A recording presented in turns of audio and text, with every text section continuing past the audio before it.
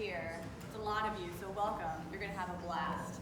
So I'm Lindsay, and I'm going to give you some ideas on, thank you, there we go. Excuse me. Yes? We can't hear back here. Just put your microphone a little closer. A little closer? Yeah. Oh my goodness. All right, so whether you're a first timer at the Gatsby Summer Afternoon or a seasoned regular that comes every year, we count on everyone to make it a magical place for a day and being authentic to the era. And by that, we don't just mean looking the part, we mean having an authentic experience that will really make you feel transported in time. So while we make sure everyone is dressed in style, we also strive to make our picnics follow the theme as well. So some people, like Joe was saying, have elaborate picnic settings. They bring in carpets and furniture and silver and china and Victrolas, the whole lot. Others with just a simple picnic basket and a plan to sit on the lawn. While some people reserve a table with an umbrella and chairs so that what they bring is just focused on the food and the table settings. So without further ado, here are some ideas to help you capture the essence of the era. All right, and I'm going to go through all of these props. You're welcome to come up and take a look when the lecture is done, just for a closer inspection if you wish. So, picnic baskets. If you find a basket with a flat top over here, it doubles as a table. You can find them at the Goodwill, you can find them on Etsy. New picnic baskets work well as well, but it's not a bad idea to bring two, an empty one just to store things that you kind of want to hide, like a camera or a cell phone packaging. Louder? Yeah. A package for your cookies that you want to kind of store, or you want to hide the shoes that you use to hike in from the parking lot. So, use your discretion on what you think you need to bring for picnic baskets. Antique suitcases are also a really great way to transport all of your items to the grounds. So let's see what's in these baskets, shall we? So bottles for beverages, let's see. So anything really kind of works that's glass and has a screw top. Pretty. This is an actual real vintage label. But anything really works. So you can buy soda cans in the retro styles nowadays, but please, whatever you do, don't have contemporary soda cans out on the table or plastic bottles. Nothing is more of a spoiler than walking around and seeing a beautiful table set and then a can of Diet Coke, or walking around in high 20s fashion and clutching a plastic water bottle. You don't want to do that. So my suggestion is to get some bottles like those. You can get them at Whole Foods, Bevmo, the grocery store, the things that come with the lemonade, and keep your empties for Gatsby. So you can soak the labels off, and if you kind of really want to go into it, you can print out your own labels and kind of paste them on.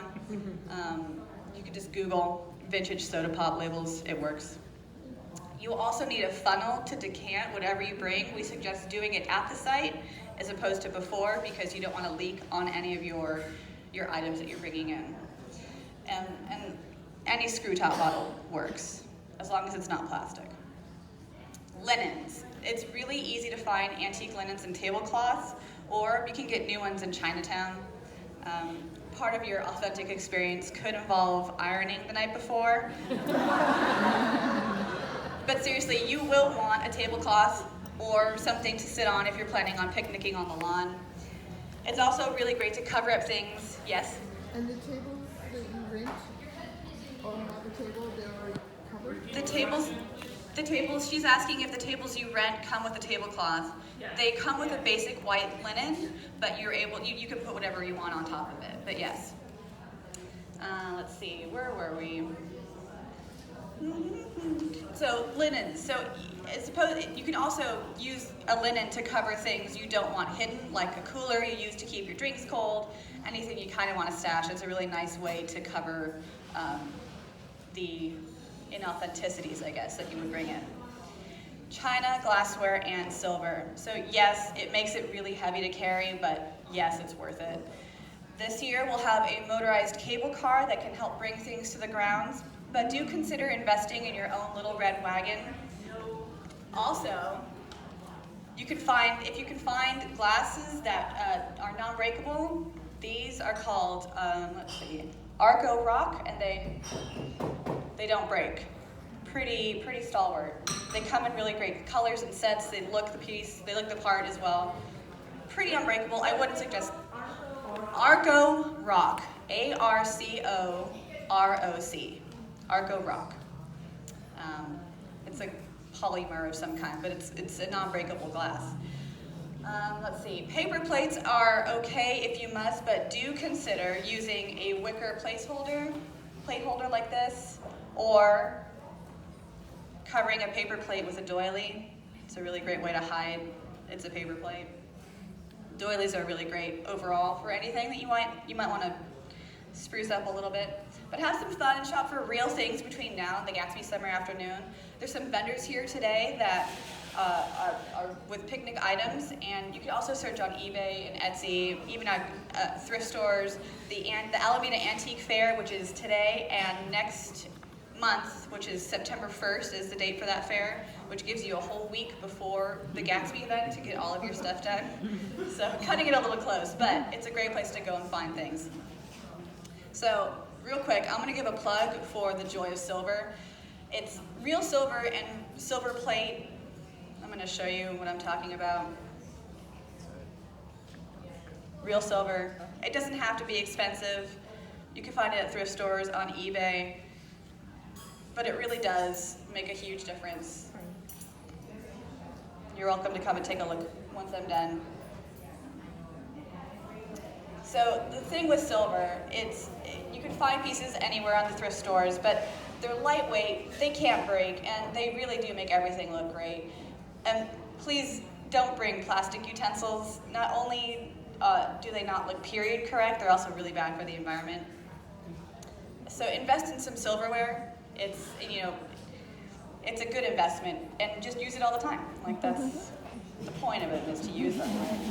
So Elizabeth Maxwell is here today. She's got some fabulous silver to consider, so you're welcome to go take a look once we're done with this lecture. So to pack your food, consider this. People in the Deco era didn't have Tupperware or containers with plastic lids to contain their food. They used boxes made of paper or tin to take everything with them. They also loved to hollow things out, so they would take bell peppers, scoop them out, put things like tuna salad or shrimp in them.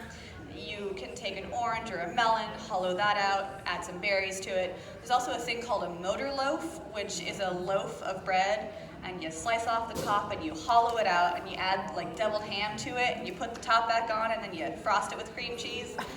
Yeah, I've never had it. Apparently it's delicious. Is it good? Yeah. Yeah? In a weird way, because you have a layer of egg salad, ham salad, and cucumbers and cream cheese all on a plate like a slab. It's Fascinating. The more you know. Okay, great. So yes, that kind of stuff. They love to hollow things out. So feel free to get creative with it. It's also an edible container, so that's always fun to play with.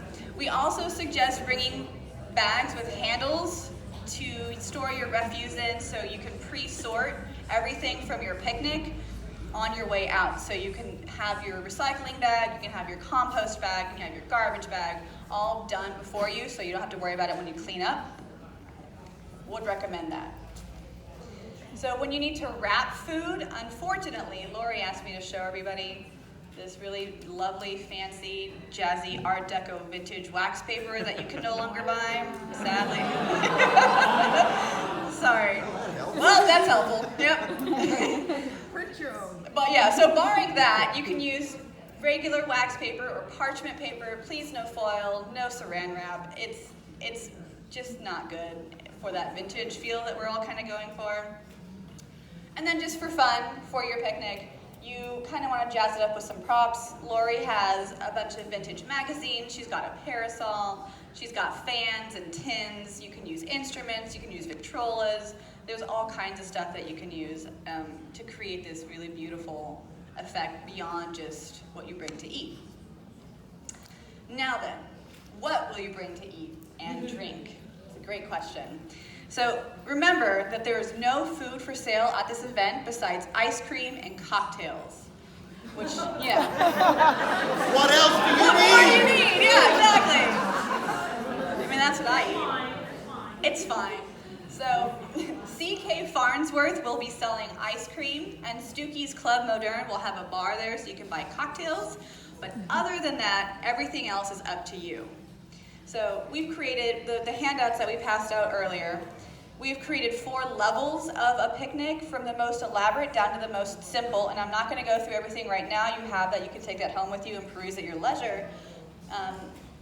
But do take a look at it, just to give you some ideas in case you're feeling absolutely lost. And the last thing before I depart, people often ask about themes for their picnic, and I just want to remind everybody that we already have a theme, and the theme is the Gatsby Summer Afternoon. That's it. So that means 1920s and 30s, a little bit elegant, a little bit decadent, and daytime. It really doesn't make sense to add an additional theme on top of that, so Wild West, Gypsies, Hobos, Arabian Nights, Mexican Fiesta. We know it excites the imagination and is a lot of fun, but this isn't an anything goes masquerade event. It's pretty specific.